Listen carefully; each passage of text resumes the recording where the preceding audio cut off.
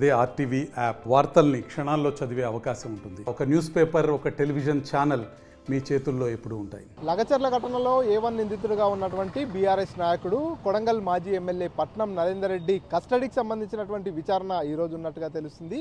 పట్నం నరేందర్ రెడ్డిని 5 రోజుల పాటు కస్టడీకి ఇవ్వాలంటూ పోలీసులు కొడంగల్ కోర్టులో పిటిషన్ దాఖలు చేసినటువంటి పరిస్థితి. ఈ నేపథ్యంలో ఈ కస్టడీకి సంబంధించినటువంటి విచారణ ఈరోజు ఉన్నట్టుగా తెలుస్తుంది. పూర్తిగా నరేందర్ రెడ్డిని కస్టడీలోకి తీసుకున్నట్లయితే పూర్తి స్థాయిలో విచారణ చేసేటటువంటి అవకాశం ఉంది. కాబట్టి నరేందర్ రెడ్డిని కస్టడీకి ఇవ్వాలంటూ కూడా పోలీసులు కోరుతూ విచారణ కస్టడీకి సంబంధించినటువంటి పిటిషన్ వేయడం జరిగింది.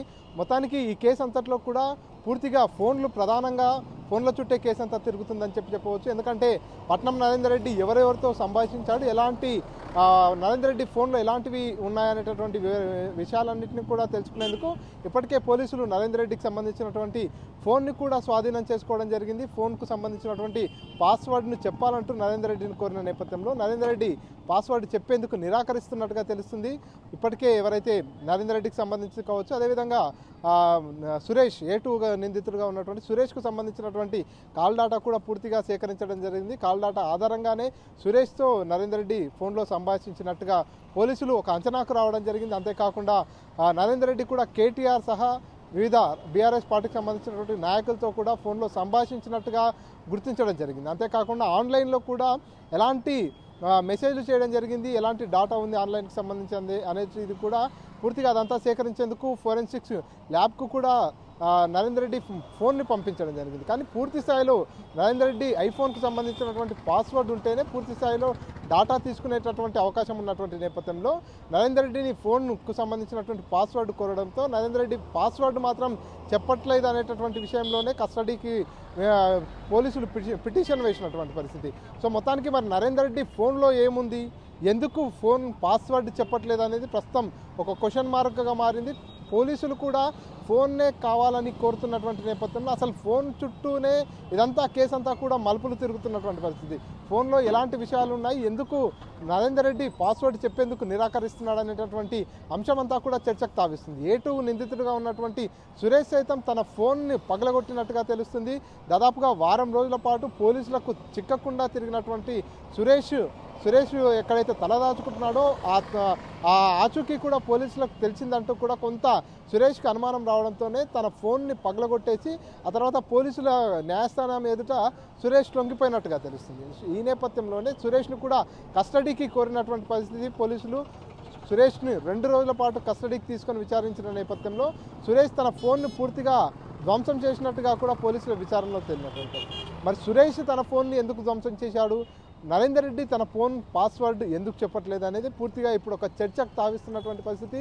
ఇదంతా కూడా పోలీసులకు ఒక సవాల్గా మారినటువంటి పరిస్థితి. ఫోన్లో ఎలాంటి డాటా ఉంది, ఫోన్లో ఎటువంటి సంభాషణ జరిగింది, ఫోన్లో ఇంకా ఎటువంటి సీక్రెట్స్ ఉన్నాయనేటటువంటి విషయాన్ని వెలుగులోకి తీసుకొచ్చేందుకు పోలీసులు శతవిధాల ప్రయత్నం చేస్తున్నారు. అందులో భాగంగానే నరేందర్ రెడ్డిని కూడా కస్టడీకి ఇచ్చినట్టయితే ఫోన్ పాస్వర్డ్ కావచ్చు, ఫోన్లో ఉన్నటువంటి సీక్రెట్స్ కావచ్చు, ఇంకా ఇతరత్ర వివరాలన్నీ కూడా సేకరించేందుకు పోలీసులు కస్టడీకి కోరినటువంటి పరిస్థితి. 5 రోజుల పాటు కస్టడీకి ఇవ్వాలంటూ కూడా కోరినటువంటి పరిస్థితి. ఈ నేపథ్యంలోనే మరి కోర్టు ఈరోజు ఎటువంటి తీర్పునిస్తుంది, కస్టడీకి నరేందర్ రెడ్డిని ఇస్తుందా, లేకపోతే మళ్ళీ ఈ విచారణ వాయిదా పడుతుందా, ఏం జరుగుతుంది అనేది కొంత పూర్తిగా చర్చకు తావిస్తున్నటువంటి పరిస్థితి. ఎందుకంటే ఇప్పటికే నరేందర్ రెడ్డిపై కూడా 3 FIRలు నమోదైనటువంటి నేపథ్యంలో హైకోర్టులో 2 FIRలు కొట్టివేయాలంటూ కూడా హైకోర్టు తీర్పునిచ్చినటువంటి నేపథ్యంలో కస్టడీకి సంబంధించినటువంటి ఈరోజు విచారణ ఉన్నటువంటి నేపథ్యంలో మరి కోర్టు ఎటువంటి తీర్పునిస్తుంది, కోర్టు తీర్పునిస్తే ఇప్పటికైనా నరేందర్ రెడ్డి తన ఫోన్ పాస్వర్డ్ చెప్తారా, ఫోన్లో ఎటువంటి సీక్రెట్లు ఉన్నాయి అనేటటువంటి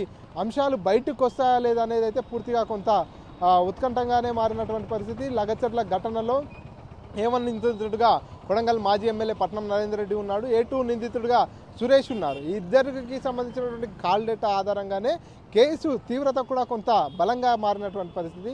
ఈ నేపథ్యంలో ఫోన్లో ఉన్నటువంటి డాటా, ఫోన్లో ఎటువంటి సీక్రెట్స్ ఉన్నాయి, ఫోన్లో ఎటువంటి డాటా ఉందనేది సేకరించినట్టయితే ఈ కేసుకు సంబంధించి మరిన్ని వివరాలు తెలిసేటటువంటి అవకాశం ఉంది. కాబట్టి ఇద్దరి ఫోన్లను కూడా స్వాధీనం చేసుకునేందుకు పోలీసులు ప్రయత్నిస్తున్నటువంటి నేపథ్యంలో పట్నం నరేందర్ రెడ్డి ఫోన్ అయితే పోలీసులు ఇప్పటికే స్వాధీనం చేసుకున్నారు. కానీ నరేందర్ రెడ్డి ఎట్టి పరిస్థితుల్లో కూడా తన ఫోన్ పాస్వర్డ్ కూడా ఇప్పటికీ చెప్పనటువంటి పరిస్థితి.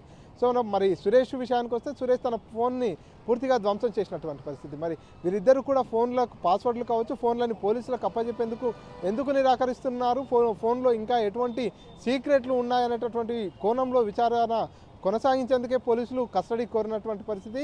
అంతేకాకుండా దీని వెనకాల బీఆర్ఎస్ నేతల హస్తం ఉందనేటటువంటి ఆరోపణలు కూడా వినిపిస్తున్నటువంటి నేపథ్యంలో నరేందర్ రెడ్డిని కస్టడీకి తీసుకున్నట్టయితే పూర్తి స్థాయిలో కేసుకు సంబంధించి అన్ని వివరాలు వెలుగులోకి వచ్చేటటువంటి అవకాశం ఉందంటూ కూడా పోలీసు వర్గాలు చెప్పుకొస్తున్నాయి. ఈ నేపథ్యంలోనే నరేందర్ రెడ్డికి సంబంధించినటువంటి కస్టడీ పిటిషన్ దాఖలు చేయడం జరిగింది. ఆ కస్టడీ విచారణలో కోర్టు ఎటువంటి తీర్పును వెలువరిస్తుందో వేచి చూడాలి. కెమెరా పర్సన్ నర్సింగ్ రెడ్డితో మణికంఠ, RTV, మహబూబ్నగర్. మరిన్ని వీడియోస్ కోసం ఛానల్ ని సబ్స్క్రైబ్ చేయండి. లేటెస్ట్ అప్డేట్స్ కోసం వాట్సాప్ ఛానల్ ని ఫాలో అవ్వండి. అండ్ లింక్ డిస్క్రిప్షన్ లో ఉంది.